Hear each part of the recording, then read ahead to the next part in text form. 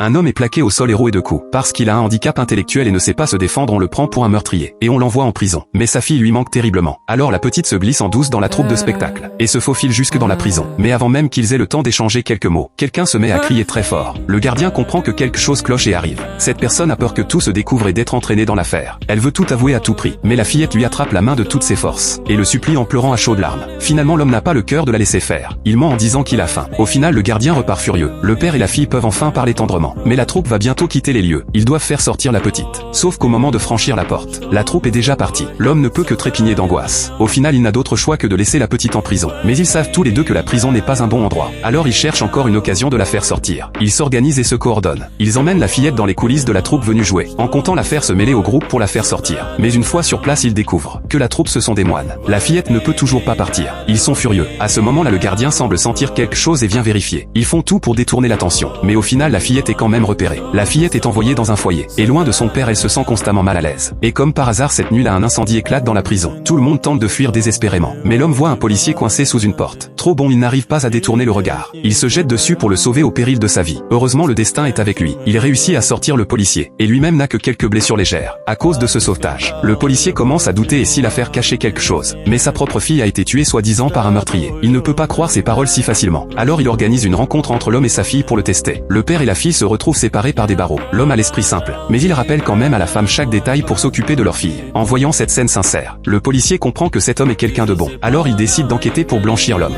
Dans la prison tout le monde l'apprend. Et ils sont heureux pour lui. Il l'aide même à répéter sa déposition. Enfin le jour du procès arrive. Tous le regardent avec espoir en attendant qu'il se défende. Mais l'homme est terrorisé. Et il avoue même comme un fou avoir tué. Ceux qui l'observent s'effondrent. Et l'encouragent à voix haute. Le policier furieux se précipite pour l'arrêter. Mais on le retient fermement. Au final l'homme est renvoyé en prison.